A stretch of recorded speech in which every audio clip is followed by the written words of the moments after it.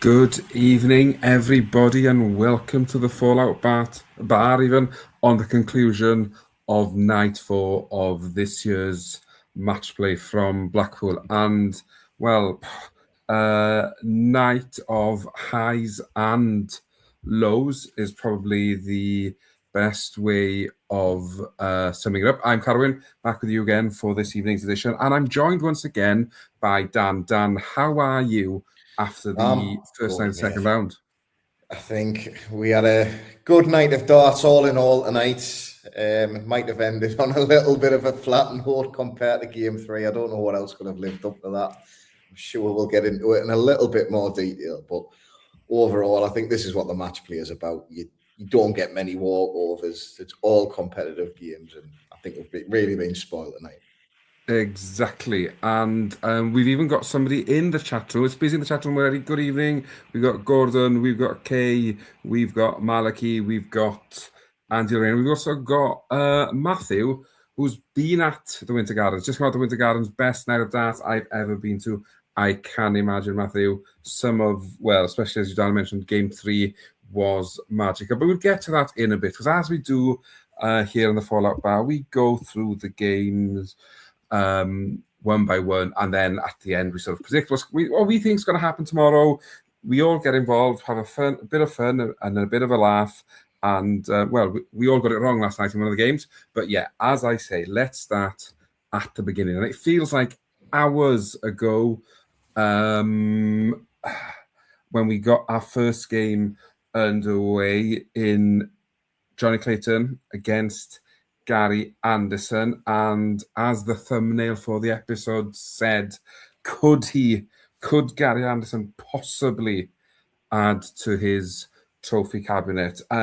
This evening, getting through 11-7 winner against Johnny Clayton. Not much in it, Dan. Just it felt like Anderson's timing was a bit better than Clayton's. Exactly that. I mean, if you showed me them stats, that's usually a game you'd have Johnny Clayton winning 80% of the time, 97, low 40% on the double. That's solid Johnny. It's what we see week in, week out. But I feel like it's that special time of year when Gary Anderson has a bit between his teeth. Some majors, it feels like he doesn't want to be there and he's just going through the motions. But he's got a little bit of dogging in this tournament, and could he do it? As the thumbnail says, we've seen 110s, we've seen him going to the well and getting through a tough match. I think Gary's got a little bit more to give this year, and I can't wait to see what happens next. I know there's something about him this week. Now, I don't know if it's the fact that he's looked at the draw and he's seen the potential mouth-watering semi-final he could possibly get against Luke Littler, but he's just doing everything right. As in, he went into the first break 4-1 down, and you're sort of thinking from there, Clayton probably doesn't let the game slip, because when Clayton's usually in that position, he sees the job gets the job done. But obviously then Anderson wins the second break 5-0, and from there you're sort of thinking, how does Anderson lose it? And it had that feel really where you expected both players to be in the game, but to be fair to Gary Anderson, after that first break, he never looked like losing, and getting the sort of the job done quite comfortably. For Clayton, obviously, the rankings are the big thing for him at the moment, getting that top 4. His record of the match play isn't great, but he would have hoped possibly to get another maybe round or 2 under his belt, especially now how the top half of the draw is opened up a little bit. Yeah, I think it's a bit of a mixed bag for Johnny, because if I know you can't judge a game solely based on numbers, but if you look at his numbers, it's Johnny Clayton. He hasn't performed well below what we'd expect. He's just been done on the timing, but he's probably a little bit hurt. He's went home as well. I mean, we've seen some brilliance in the Premier League. He kind of ran out of steam a little bit at the end. He peaked a little bit early in that one. Well, I think Johnny Clayton's a fairly level-headed guy. I can't see him trying to rip up the script and completely change a million things. I think Johnny Clayton knows exactly what he can do on a dartboard. He knows how to do it. And I think he'll be a bit disappointed this evening, especially with the 4-1 lead after the first session, but I don't think it's something he's going to dwell on too massively, if I'm honest. No, I think you're right there. But so moving on then, Gary Anderson's reward for making it through the quarterfinal is a matchup against Dirk van Duijvenbode, who got past his fellow Dutchman in extra time, Michael van Gerwen, winning 14 legs to 12. It's a game both players probably thought they may win it. But Van Dirk crawling over the line in the end and just about getting the job done. Yeah, I mean, who said games with below three-figure averages can't be exciting? It was absolutely brilliant. It ebbed and flowed. I do think it's a little bit of a sign of where Van Gerwen is now. 5 years ago, there's not a chance he would lose that match. We could have the exact same stats, but he would have found a way to win them games, whereas it feels like now, even when we get them special moments, the big ton plus checkouts, he can still find a way to lose the match. But look, Dirk served out very well. He went 6 into the 9. He got over the line. It wasn't just Van Gerwen letting him off. He played very well and he held it all together right at the end. So he's got that deserving matchup. I don't fancy him against Gary, but I didn't fancy him against Van Gerwen, to be fair. So what do I know? Well, and to be fair, you weren't by yourself. Nobody in the chat room or either of us predicted a Dirk van Duijvenbode win last night. Bizarrely, it felt like once Michael got 10-7 down, he found something else. Because I think from there, the next 5 legs he won, he went 5 from 7 on the doubles, and something seemed to click into place. The frustrating thing for MVG, obviously, is the fact that he's 10-7 down before that before that sort of kicks in, really. But all credit to Dirk for getting over the line in a game, especially when you're sort of thinking he's 8-4, 10-7 up, to find himself 11-10 down, having to throw to stay in the match, show some bottle and probably maybe something we need to see more of him, especially maybe against somebody like Michael, where he may sort of not perform to his best because of who he's playing.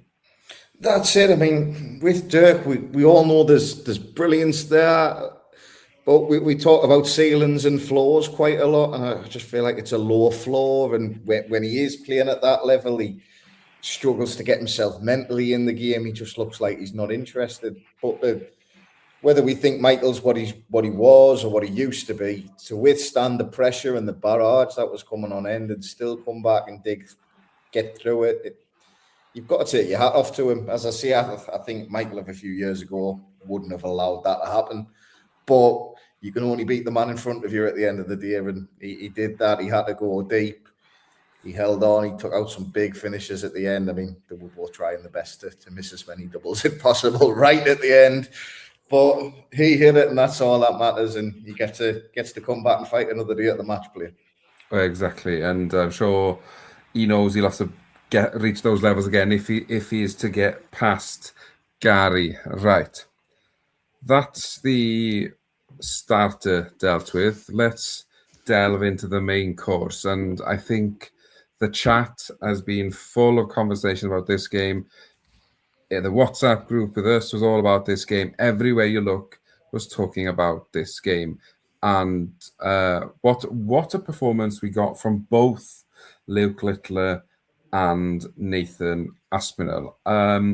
If you're going to set the tone of how you want to play a game, I presume starting the match with a 9 darter is the perfect way to do that. Littler winning 11-8.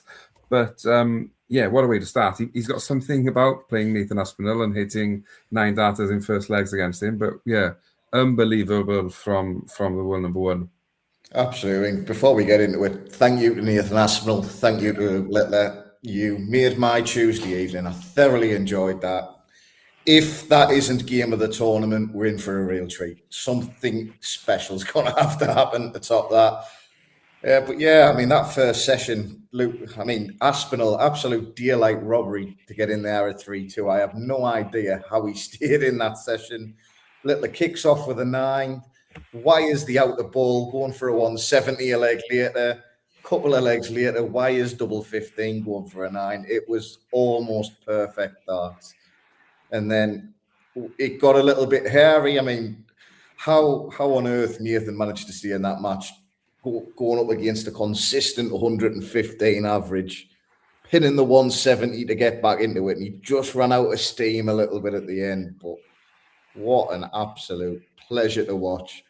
I'd feel for Nathan, because if he played anybody else, he would be in the quarterfinals right now if he could have replicated that form. But it's a little bit like we said yesterday, it wasn't quite the 105 average, but Nathan can average 105 against Littler and lose, because he's Littler at the end of the day. And that was a special performance from Littler as well. You know, I've waxed lyrical about Nathan, but there's a reason he's world number one. And if we're lucky, we're going to see a lot more of that over the next 10, 15, hopefully 20 years. It was just amazing.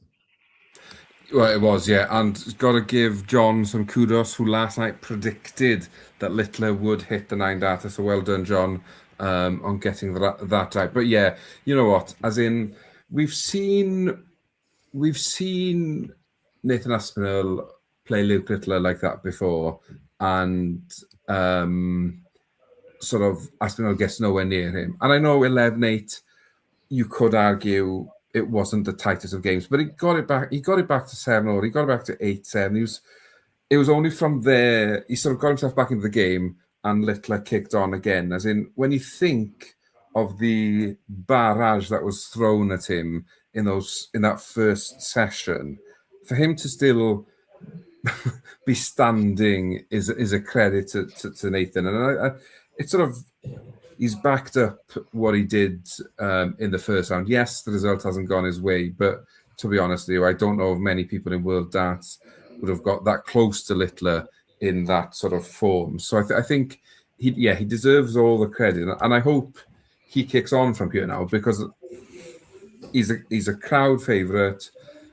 Everybody loves the Asp, as in he's gets involved. He's a gutsy player. He gives it his everything, and yeah, hopefully from here, as I say, he kicks on to the and tries to get back up those rankings. Obviously, he's got other things maybe on his mind for the next couple of weeks, month. I'm not exactly sure when he's getting married, but I believe it is at some point this summer. But yeah, a game that had 9 data, 2280s, a 170 checkout, a wired 170, a second missed, or 8 perfect, that's not a missed, another 9 data.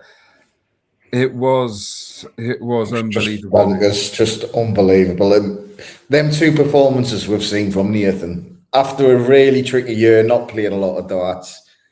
Just keep playing like that, Nathan, and we're going to see you going on some runs in majors, and that's what we all want to see. Just keep doing that. You're not going to bump into 113 Luke Littler many nights. You were just really unlucky tonight. It sort of shows as well, as in 103 average for the tournament, and he loses in the second round. You've got to feel sorry for him in a bit.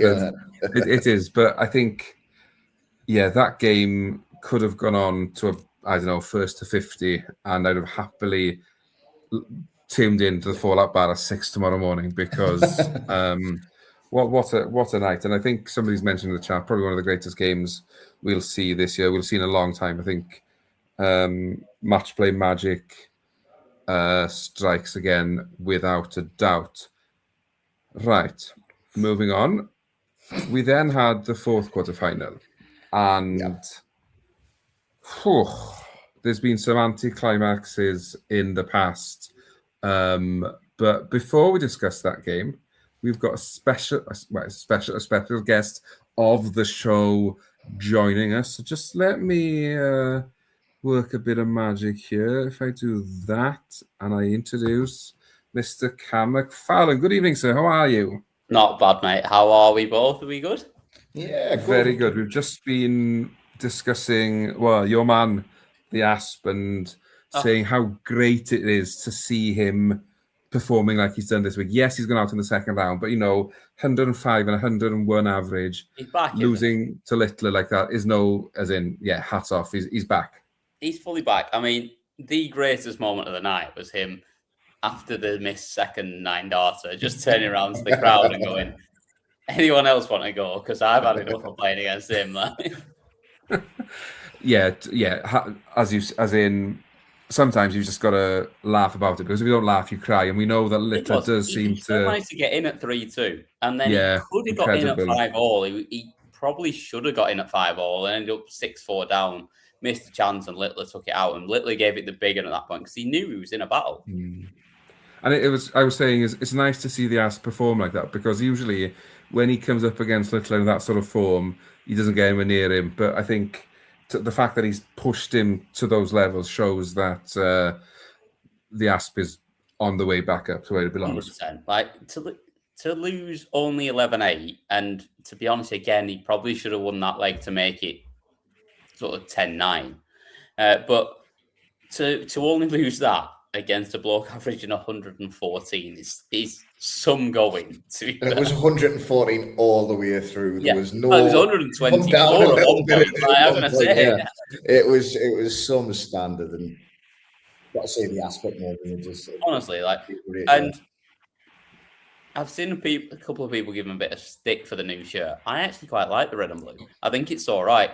It's the best one of all the new Tiger ones, because my word, there's some crap out there as well, isn't there? Like, that's exactly what I said last night. Yeah. Exactly what I said last night. It's my favourite of the lot. Norby's is awful.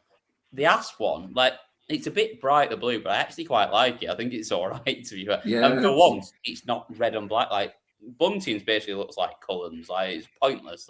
Yeah. You've got to spice it up a bit. And I feel like, Asp, and it's certainly new lease of life for the Asp. And after he gets married, hopefully we'll see more of this sort of performances from him going forward. 100%.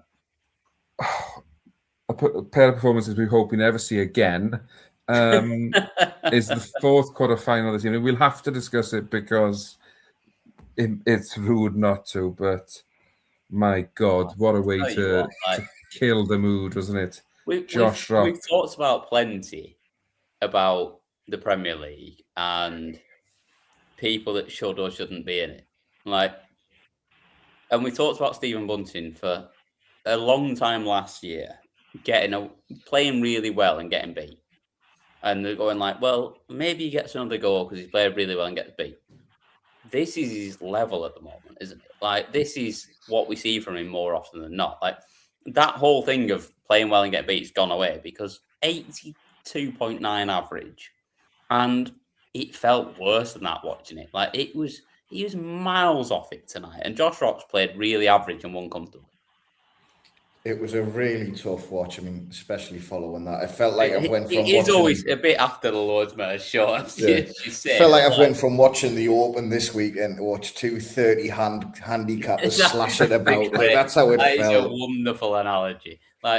This is the people playing on that same course this week that are members aren't able to get round it, especially in the condition that it's in for the Open.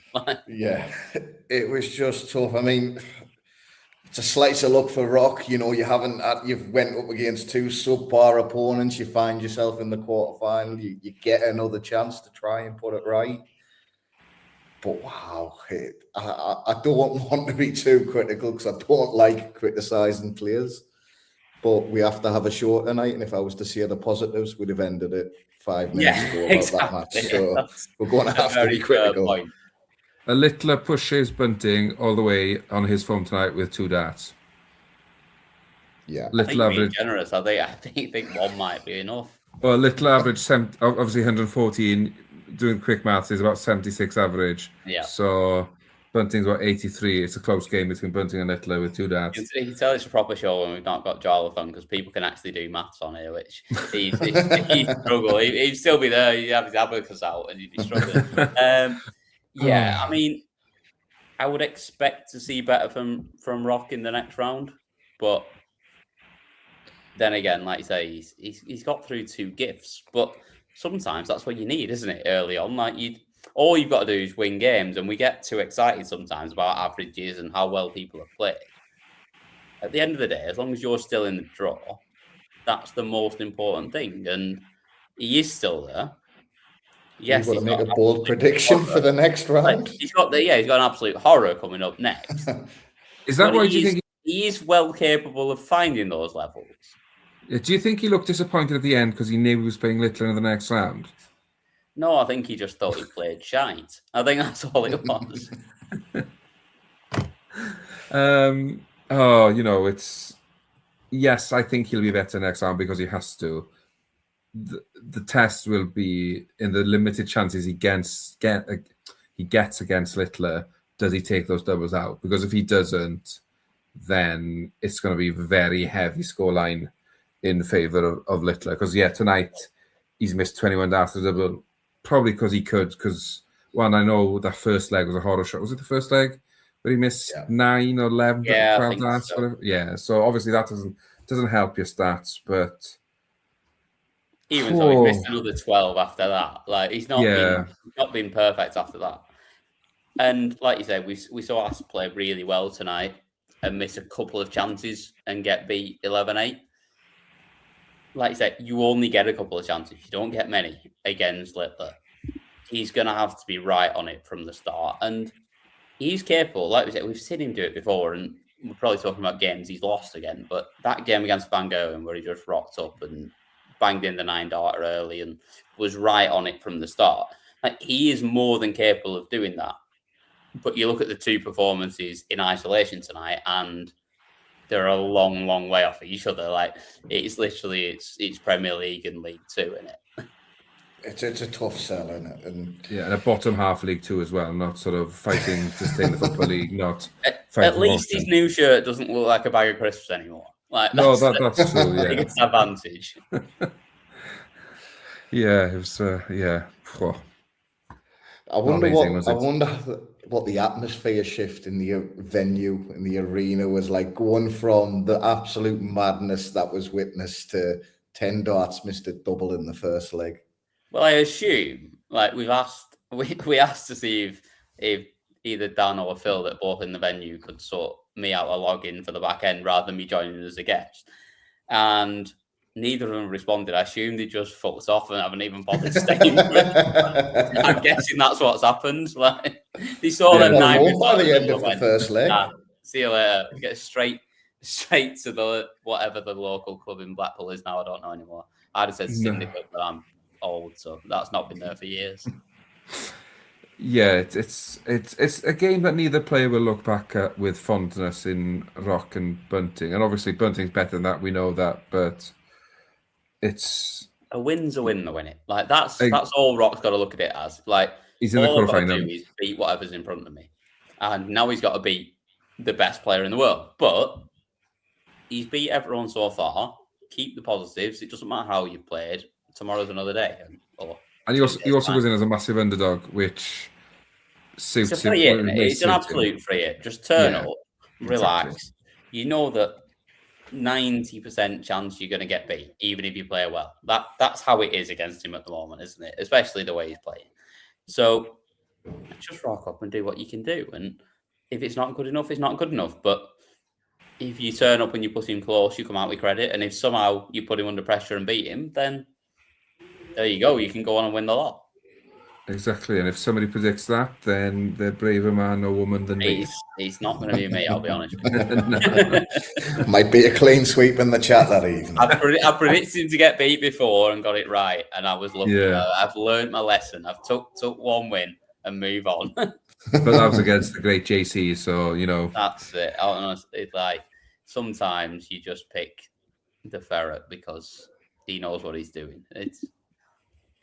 And you know what you're saying, more importantly. Once, yeah. One occasion I knew what I was saying. Right. Before, I was thinking, if we go to the predictions now, at least we can start the predictions today for tomorrow, not tomorrow. So, unless anybody's got anything exciting else to say about straight in on the predictions. Let's do it. Here we go, then. Let's do it.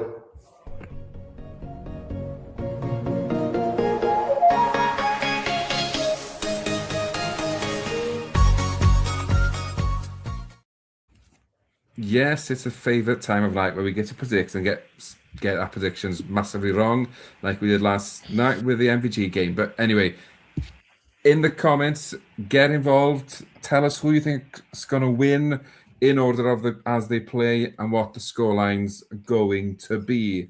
An interesting night tomorrow night with a wide open draw, you could argue, after Humphreys obviously went out on the opening evening, and Noppers. First game, Cameron Menzies takes on Ross Smith. Dan, how do you see this one going? I really liked what I've seen from Cameron Menzies recently, particularly the other night.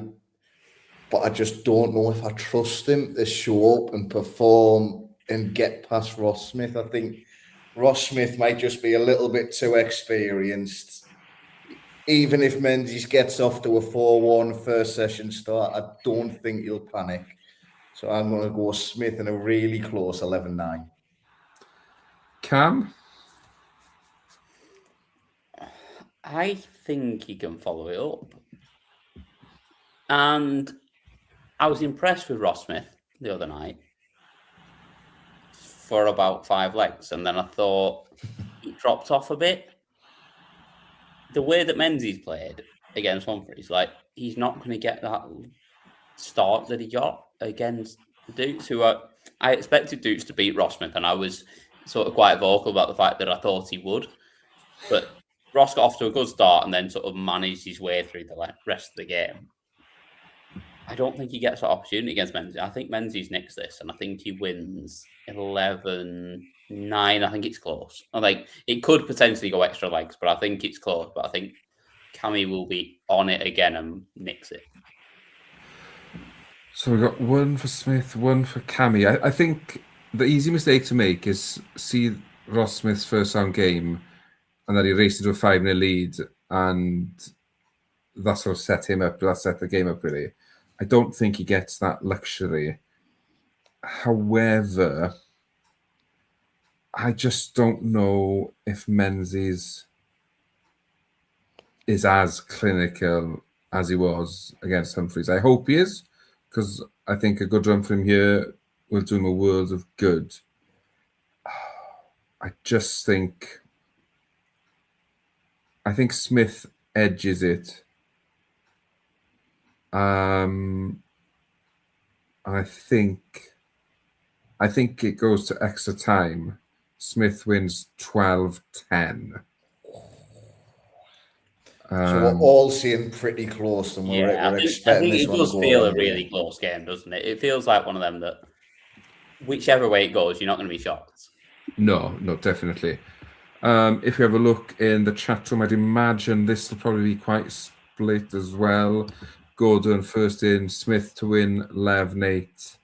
Then we've got Bog Standard, Arrows, Menzies winning 11-9. Paddy, Menzies winning 11-7, bit of a wider score. Kay then Smith to win 11-9. Same for Andy Lorraine, Smith 11-9. Spoonie 2714, Menzies to win 11-8. Cam with an evening all to his millions of followers across. I just was replying, that was all. Across the platforms. And then we've got a last leg shootout. Merv Smith to win 14-13. If that's the case, then here we go. Night on the Fallout bar tomorrow if some of these predictions are correct. Oh, yeah. And Daz asking who's Littler got next, please. Daz, Littler will be playing Josh Rock next, but that is on Thursday night. I would imagine, yeah. Thursday night. Right. Second game. It's another all Dutch affair. This time Van Veen takes on Vessel Nijman. Cam, which one of the Dutch superstars takes the win for you? Yeah, thanks for coming to me first on this one. I decided to go for Price first for me, so that's why I did it for you. Yeah, in fairness, I think the last game was really close as well. Like whichever way you go, I think we've got a night of close battles. Like Van Veen played all right against Ratajski, and Nyman played all right against Chisnall. Like, there's not a lot to go on really in terms of who's going to be better. And from what we've seen so far, Nyman probably played better than Jean did. But do you have any faith in Nyman winning big games on the stage? I don't. Like, I've still not seen it yet. So it makes it difficult to go, well, he's playing better, he'll win. So on that evidence, 11-8 chance. Dan. I was on the fence about this one. This is not an easy match to predict. However, I want Nyman to get that win on the big stage, so I'm going to will it into existence. I think if it goes too close, Jan will get over the line just because of experience, so I'm going to see 11-7. I think it'll be really tight, and he's going to put a little bit of a run together, just a burst of legs at the death. So again, we're split at the fallout bar. I think it's making it tough for you, isn't it? It's split every time it comes to you. Yeah, I actually think I think it's close. I think it's 5-5 after 10, and I can't see much separating them. And because of that, nerves get to Wissel a bit more on the big stage than Jan van Veen, and that's why I think he wins 11-9. I think he not crawls over the line, because I think it'll be a good game, but it'll be a battle. He'll have been involved with. Let's go to the chat room. Joel did get in last second. I didn't see it. So Joel went Smith to win 11-6 in the first game. Gordon first in again. Vesselmania to win 11-9. Paddy going with exactly the same score for Nyman. Very Nyman heavy in the chat room, by the way. It is, yeah, which is interesting. Obviously, floor form is there. It's can he do on that big stage is the big question. K, 11-8 to Nyman. Angela Rain, very wide, 11-5 Nyman. Daz then with an 11-9 Nyman. Box under arrows, extra time for him here. Nyman takes it 12-10. Joel then 14-12 to Van Veen. And we've also got Spoonie with Van Veen 11-7. So interesting. I think Joel's the only one that's on the money there. With if it goes to right at the end, yeah, I don't fancy Nyman getting over the line. I fancy Jan to do it. Like if we get extra legs or it goes right the way to 11-9, I can't see Nyman win it. No, but I'm sure. Well, we all thought the same about especially on the cricket this week. I've been getting pelters for my predictions for women's finals day last Friday because they were good. Yeah, I did see some of those predictions you made, Cam. Don't worry.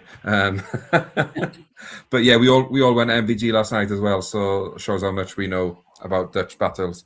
He probably should have won that, to be fair, as well, though, shouldn't he? Yeah, definite.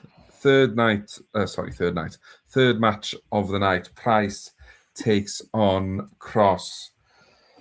I've left myself. How many's Price going to win by, and for what reason? Go on. Yeah, well, you know it. Oh, does he win? I don't know. As in, he got lucky against Schindler. Yeah, that he was banging trouble in that game. Like he was really struggling in that game. Schindler forgot how to play, and I was impressed with Cross. I thought he really did a number on Noppert and showed that the game might be coming back. As in, I saw an interview he did with Phil afterwards. He said he's in a good place and he's focusing on the dart and he'd worked hard to get to the match play. Price can't be that poor again, but Cross can be this good. But obviously, being Welsh, I have to pick. If Darwin goes Cross, the show is done. See you later. There's going to be fires and riots in the valley. Yeah, I won't be allowed to go Chippy. Chased out of Wales. Yeah, banned, lifetime ban from Chippy 501. Price wins, extra time 13-11. Cam, would you like to go next and tell me why I'm wrong? See, from what we've seen so far, I think you're wrong. However, I just think Gezi bounces back. Like, everything logically tells me that Cross wins this game. But I just have a feeling that Gezi plays well. And if he plays well, he wins this 11-7. Let's hope you're right to make my life easier than me. Dan, are we getting a full house of prices? Or are we going to get... Absolutely not. The price is We're wrong. all living according in to a Mr. fantasy Spenny. world. Gezi can play the year game, but we haven't seen the year game. He hasn't packed at the Blackpool 11-7 Cross. Oh, 11-7 Cross. That is the logical answer. Yeah. But I might be very wrong. it's Gezi not a pings in logical game, is it? 115, and I'll go missing for a couple of days. Let's be honest. Yeah, if we learn anything from the match play, logic doesn't exist in Blackpool. It's all a bit crazy up there. Anyway, let's go to the chat room. Paddy in first this time. Cross to win 11-6. Bog standard arrows. As a Welshman, it hurts to say, but Cross 11-5. You've just seen Gordon say, if Carwin says cross, I'm off. Yeah. Gordon's gone Cross 11-9. Finally, somebody understands Murd. Gezi to win 13-11. Thank you. Kay, price to win 11-8. We like this. Andy, Cross 11-6. Don't need to be sorry, Andy. If you're wrong tomorrow, I laugh about it. So don't worry about it. Yeah, and if you're right, I'll call you out on it as well. Daz, sudden death. Cross 14-13. As in, well, if some of these predictions come in, Fallout Bar will be a 3 a.m. start. Spoonie, Cross to win 11-6. Joel, Cross 11. I'm gonna say 7. He's corrected. No, he's corrected afterwards. Oh, it's corrected. Sorry, apologies. 11-8. Oh, 11-8. Joel's gone. Oh, yes, that is. Sorry, yeah. And yeah, Gordon, if Karen goes Cross, I'm off. Don't worry, Gordon. Please stay. I'm not that crazy. And then the final game of the second round, James Wade takes on Ryan Searle. I believe, Dan, it's you to go first this time in another easy pick for the night, obviously. Yeah, just easy tap in. I mean, this literally could be anything. Yeah. I just think I know a little bit more of what I'm going to get from James Wade, and for no other reason than that, I'm going to pick Wade to win 11-8. But I have massive splinters while making that prediction. It's not a game I want to pick in either. I'll be honest. It's a bit like the last game tonight. It's hard to get excited about, isn't it? Even as big Dart fans as we are, this one's a little bit tough to get excited about, especially as last game on. When if everything goes how we predicted so far, it's going to be late as well, and it's going to be. I don't know. Wade seems in a decent place this week. Like, bits of piece I've seen on interviews and social media, and he seems like he's enjoying himself a little bit, except for getting upset about how much he paid for fish and chips. But he feels like even just that though, it feels like he's in a decent place. And I'm not sure I feel as confident about Searle as I do about Wade's mindset. Like, he seems more up for it. So for that reason, I'm going to go Wade to win 11-7, relatively comfortable. Yeah, it's funny because in my head, I was like, right, I'm going to be different. I'm going to pick Searle. But then I was thinking to myself, what scoreline do you see Searle winning with? And whichever numbers I came up with, I was telling myself, it's more likely that Wade wins by that scoreline. As in, if it's close, it's probably going to be Wade. If it's a big gap, it's going to be Wade. Yeah, so I think that means you're going to pick James Wade. Yeah, but I really wanted to pick Searle, but I just... Oh, I do. Like, if I could pick what I wanted and what what I'd be happier with, I'd have Ryan Searle to win 11-0. But it's not. I just can't see it happening. No, so I think I'm going to be boring. I'm going to have to go with the two of you, and I'm hoping it's a short game, just because I think we're going to have 3 corkers before, and we don't want another Rock v Bunting to end the night and bore the crowd. So I'm going to say Wade wins quite comfortable. I'm going to say Wade 11-4. Yeah, if Jonathan Eaton was on the show, he would say his favourite phrase that I've heard from him 14 times over the weekend when we were at the cricket. A quick game's a good game. That's what he would say. And it definitely feels like that, especially with the first 3 going deep. Gordon, first in. Gordon gone. Wade, 11-8. Kay's gone. Searle, 11-9. Where are we going next? Paddy, Wade, 11-8. Box under arrows, Wade, 11-9. Andy Lorraine's gone there. Wade, 14-13. Get your sleeping bags out. Oh, if that please, no. That would be an absolute corker. Daz, Wade, 11-6. Spoonie, Wade, 11-8. And box, yeah, it's going to be the type of game we could all fall asleep doing it. If you do fall asleep, set your alarms to make sure you do join us. Set your alarms for 5 to 3. Yeah, and in 5-minute increments after that, especially if we're looking at 27 legs of darts for each of the first 3 games. Dad's asking, who's on this tomorrow, please? Not sure at the moment. I probably will be. I think it's my last one of the week, which is I think when I've only done my first one halfway through tonight. But tonight could be my last one. So, but I do believe our North American correspondent is free and able. Yeah, if I read the messages right, he is available from tomorrow. So, and 3 o'clock in the morning is not even bad for Dave. It's like 8. No, it'd be supper time for him. He'll have to just hold his tea back for an hour. I'll be here tomorrow, but then I'm done then for the weekend because I'm then away in Edinburgh for a few days, so I'll be not available to jump on because I'll have no internet. But and that's not just saying that Scotland doesn't have internet, but I'll be in the camper van and it doesn't have internet. So no, and I'm staying in an outdoor activity centre in North Wales, so I'll be here. They don't have internet. That is a fact. They do not. But we'll be on. We'll have somebody on. Don't worry about it. We'll definitely find the team. Definitely. And sorry, one last quick one. Joel squeezing in. Wade 11-5. But yeah, I think after somehow we've managed to stretch it till 12:15. Well, bit like Bunting v Rock, I guess. But Cam, thanks for joining us halfway through after your pool evening. Dan, thank you very much, as usual, once again. And everybody in the chat, without you, we don't have a show. So thank you very much. And don't forget, enjoy the darts. And we will be back, same time-ish, same place tomorrow. Have a good night.